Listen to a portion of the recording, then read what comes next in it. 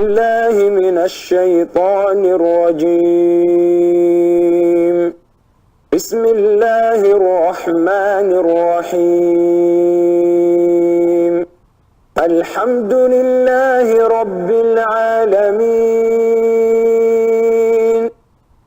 الرحمن الرحيم مالك يوم الدين إياك نعبد وإياك نستعين اهدنا الصراط المستقيم صراط الذين أنعمت عليهم غير المغضوب عليهم ولا الضالين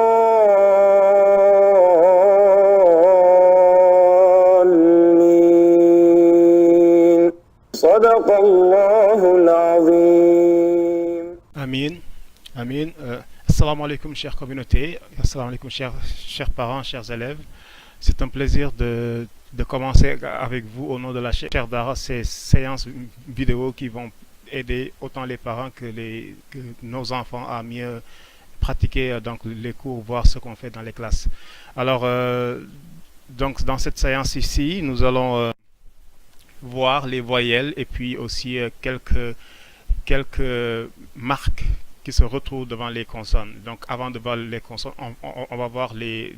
Pour commencer, nous avons la voyelle A.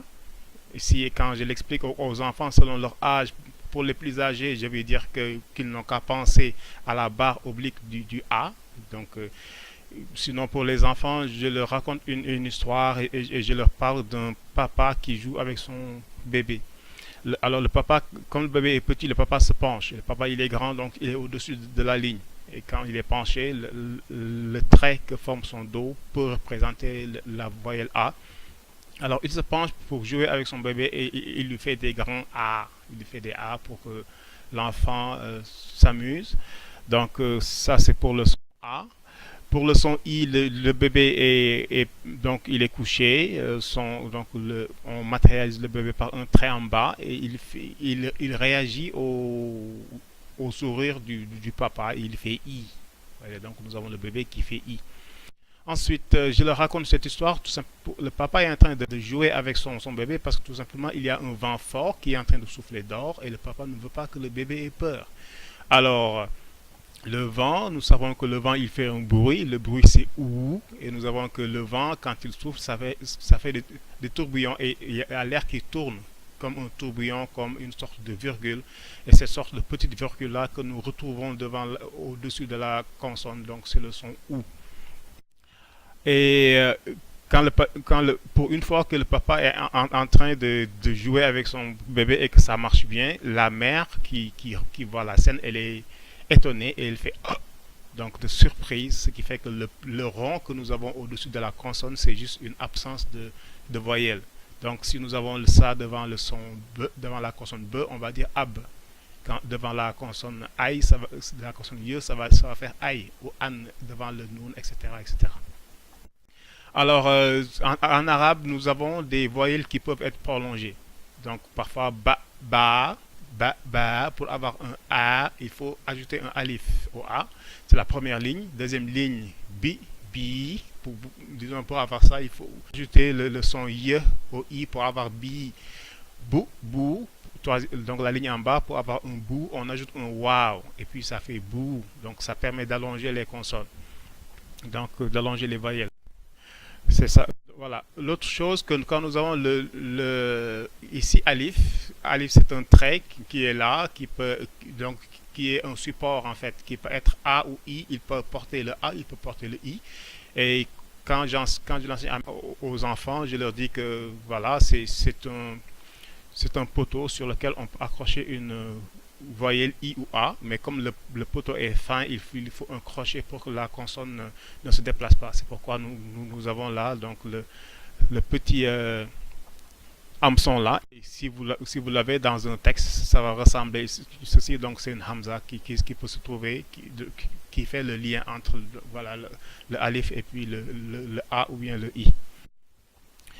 Autre chose, en arabe, on peut allonger une voyelle, mais on peut insister sur une consonne. Et les consonnes sur lesquelles on insiste sont des consonnes spéciales. Et le fait d'insister, c'est comme des intensifieurs qu'on appelle shidda. Et donc, nous avons ici, donc je dis aux enfants, c'est comme si la consonne est une consonne spéciale et on lui met une couronne pour montrer qu'elle a un peu plus de force que les autres. Et cette couronne, c'est ça que vous retrouvez simplifié sous une forme de trois couchés. Donc, chaque fois que vous avez une consonne avec une sorte de trois couchés, pensez que c'est une couronne qui montre que cette consonne-là, elle est spéciale. Et donc, à la place de dire ici, de dire ba, on va dire ba. À la place de dire bi, on va dire bi. À la place de dire bou, on va dire bou. On va insister là-dessus. Et l'exemple que je leur donne, c'est le mot Allah. Je ne dis pas Allah, je dis Allah. Donc Allah ou Allahu, Allahu. Et donc, nous avons une couronne sur le lam. Donc, la lettre, la consonne du milieu pour dire que j'ai dit Allahu. Je prononce fortement sur le lam. En bas, ce n'est pas Muhammadou, c'est Muhammadou. Donc la couronne est sur le mime, le me, donc c'est pourquoi j'insiste Muhammadou. Vous voyez, donc ici, dans le texte, voilà à quoi ça ressemble. Et puis voilà, donc dans les séances que nous allons avoir, on va diviser les hurufs par deux. Donc les lettres, on va les diviser par deux selon leur ressemblance graphique. Voilà, donc c'était ça que j'avais à dire à ce niveau-là.